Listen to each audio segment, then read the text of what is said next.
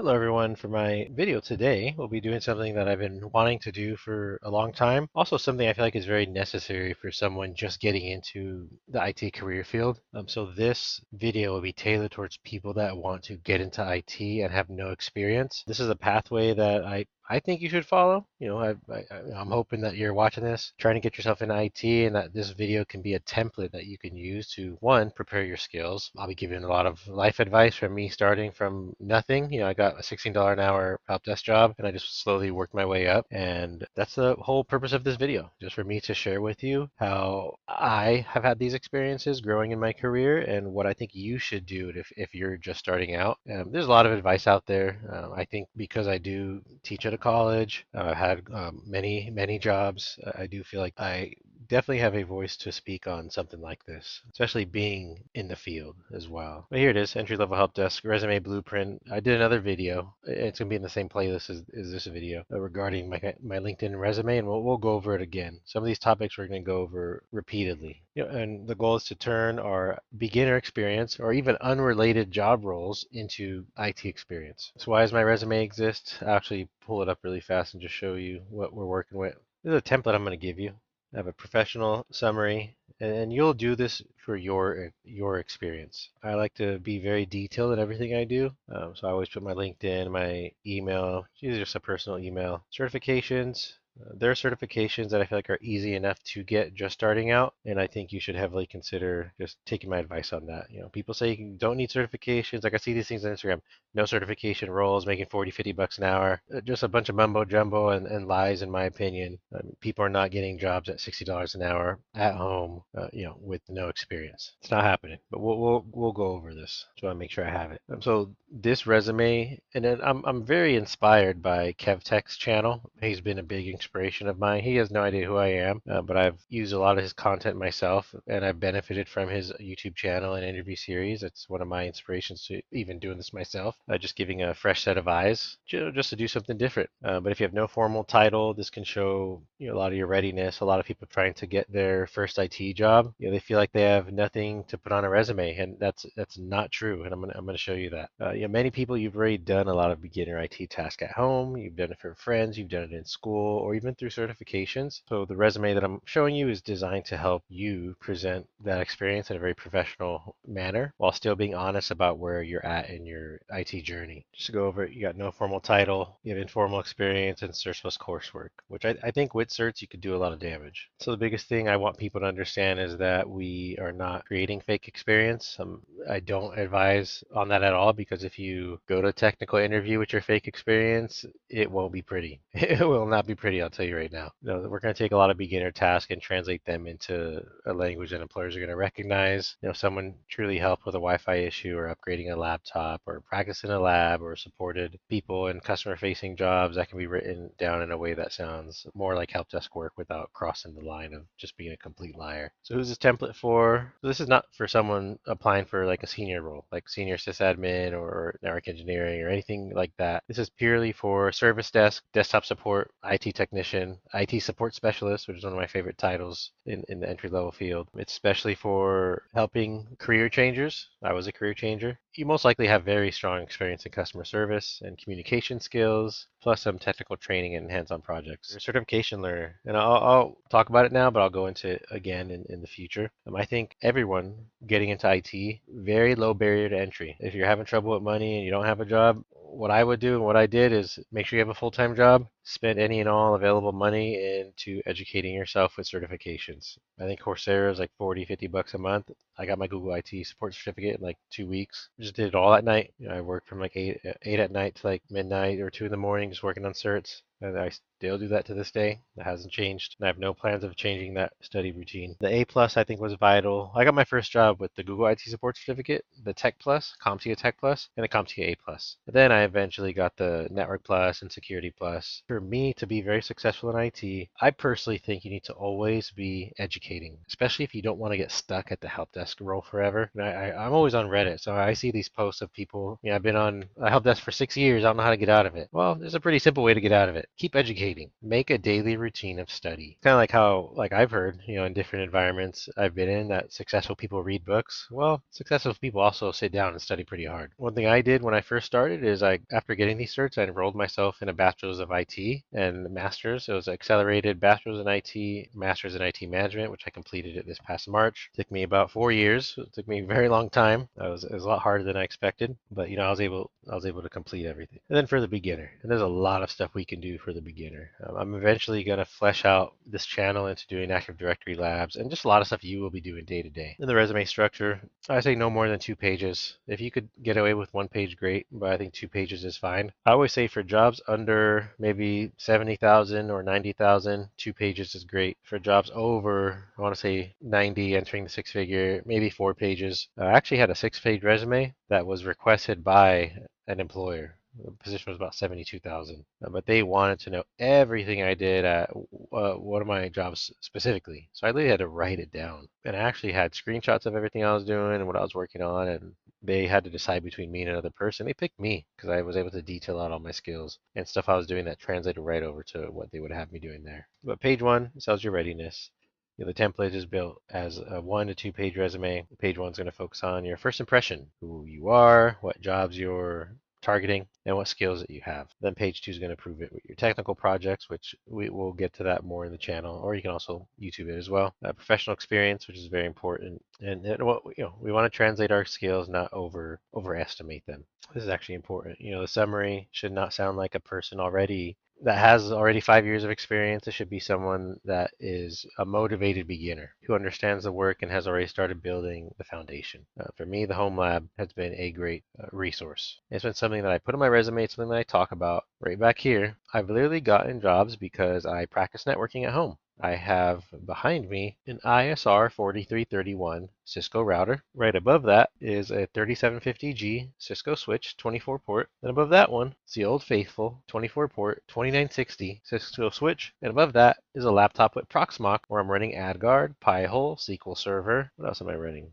I'm always changing it up, but I always have I have IMIC. I'm messing with Jellyfin and the radar and the R stack. So I got a lot going on. And I have my gaming laptop above, iPads and different things. I have a lot going on over there. So that's something in interviews. I'll actually pull this right up next to me. And interviews are always asking, hey, what you got there? And I'll explain I got this piece, this piece, this piece connected to my TP-Link, which is then connected to my Motorola modem out to the internet. So I'll give a good explanation, and that shows, okay, this guy's actually very serious. And guess what I do on my Saturdays and Sundays? I'll get all that. It's exciting. People get excited with all of that. And a lot of this stuff is stuff you'll be doing if you're like an IT tech. This is the stuff you're going to be doing on the job. You may be doing office Wi-Fi setups, depending on how big or small the offices are, PC upgrades. I got a job where I literally had a taken apart laptop and I literally showed it on camera. Honestly, this is what I do a lot of at home. And I have a little business at the time. People were able to drop off their laptop, pay me $75. I will tell them exactly what we need, a RAM and SSD upgrade, and I would give them a nice fresh computer with the new operating system installed, more RAM.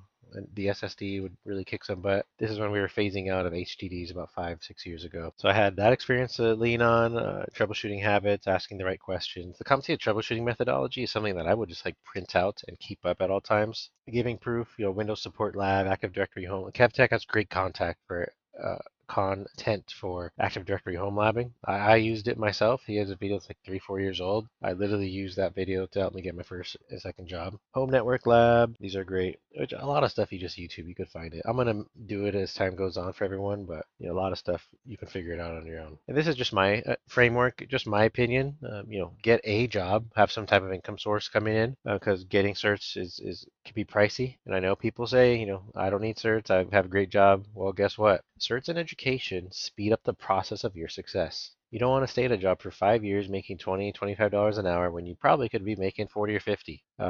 My opinion, and I am very strong on this one, get yourself enrolled into a bachelor's in IT as soon as possible. Computer science, IT, something tech, information systems, and start getting certs. Google IT Support Certificate is easy enough to get done. It's something good to have. You want a lot on your resume when you're just starting out. Not a lot, but you need enough. Tech Plus, it's simple enough to get. I actually teach the Tech Plus. The CompTIA A Plus, it's a little tough. And it is an expensive test to take, but you utilize Udemy and YouTube to get all your content going. And the Security Plus, a lot of jobs want you to get the Security Plus within 6 months. My first 100K offer, guess what they had on there? Security Plus within 6 months. I already had it, so that made me more competitive than everyone else. I didn't have it. Make a real goal, maybe 3 to 6 months of just studying, getting certs, building your lab before, and also you're applying for jobs that entire time. A certification section should be very nice and clean and useful. We have a lot of AI stuff today that might be doing the resume review, so you need to make it easy for it to pick up. So I have it here. Google IT Support, A plus, Tech plus, Security plus. Maybe if you went to college and even took one class, just put it down. Just put the years. Actually, just put the college and what you studied. Studied information technology, studied general studies, whatever. So for previous jobs, we don't want to change someone's job title. Like, don't do anything like that, because on a background check, it shows whatever job title was in like the ADP or Paylocity or Paychex or whatever payroll system they use, because they report that to the credit boarding agencies and for whatever agencies people are used for pulling backgrounds. So you don't want to change your job title to something completely fake. Like you were, I don't know, for me, I was a certified nursing assistant at one of my jobs. So am I going to put out as an IT support specialist? And when they run a background, they're like, hey, why does it say nursing assistant when you put down IT support 5 years or something crazy? Don't lie. The lie will catch up to you. And when it comes to lying, my personal belief, I'll share with you, is you never get away with anything, just in general in life. A lie will always catch up to you, and there's a consequence for your actions. And lying in the job market, the consequence could be very steep. So it's better to earn than shoot yourself in the foot. So don't overstate the title, upgrade the bullet quality of it. Tailor before applying. When I'm doing my applications, 20 to 50 job applications a day, I don't necessarily tailor my resume. I don't really do that. But some jobs, if I'm like applying on a company website, then I'm tailoring my resume to the job description. So that's something I think about. So before applying, we're the candidate. We should tailor our resume to the job description. That doesn't mean we're adding or inflating our skills, nothing crazy. We can use the employer's language to truthfully match our background to that job. If the job mentions Windows and tickets and Active Directory, we can put those things that we've studied and worked on privately, personally, or at a job. And I'm going to link this resume. I'm going to leave the Google Drive link for your benefit. I have a folder I'm giving you. I have it on the LinkedIn video and I have it on this video. So now we'll just do the resume, fill it out. I'm a very detail-oriented person, so extreme levels of detail. You could see that I have everything that someone would need to ask about me when I apply for a job. And there's opportunity to put a certification in there. Do you know what I do? I will put my network, I'll put all my certifications and just drop them in whatever file upload system they have. Usually cap it at 10 or 20 files, but that is what I'm doing. And one day you will have a very large folder just as I do. If you're in the military and got like unit awards from your COs, utilize that. If you want to get into tech, I tell people think about joining the reserves. See if you can use the government title. Not government title, but the veteran preference is very strong in getting federal jobs, city jobs, government jobs in general. You do get extra points for being in the reserves or being a veteran, and if you have the time for it, the benefits far outweigh, I think, the costs, especially if you're in the reserves doing something in tech. So that's something to consider. Just additional advice for me. But this is the layout of a resume that I really like. I like the professional summary right off the bat. Good for the AI screeners. And you can see, I'm not overstating anything. Seeking an entry-level help desk role, service desk, desktop support, IT, and support technician position, core technical skills, operating systems. What have you used? Have you used Windows 10 and 11? Write that, put it down. Mac OS, for me, I use Mac and PC like side by side for many years. And guess what? That's helped me with troubleshoot issues on Mac and PC. End user support, hardware and software troubleshooting, password resets, account setups. You can do a lot of these in your lab. So if you are Active Directory lab in it, you can set up accounts. You can do account setups. You can do password resets. Lab tools, VirtualBox. VirtualBox to me is one of the greatest tools that we have. You could start setting up different operating systems within your own machine, whether it's a laptop or desktop PC. Certifications. 10 years ago, I don't think the market, in my opinion, the market maybe didn't care as much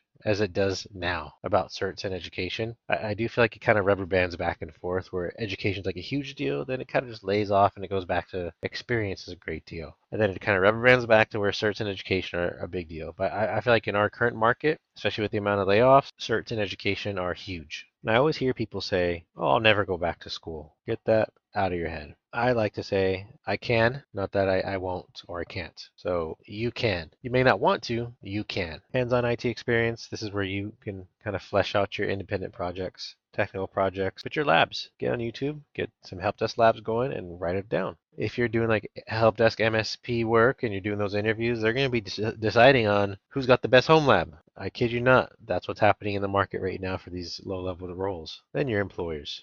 Fill up the 2 pages. Fill up the 2 pages. That's my recommendation.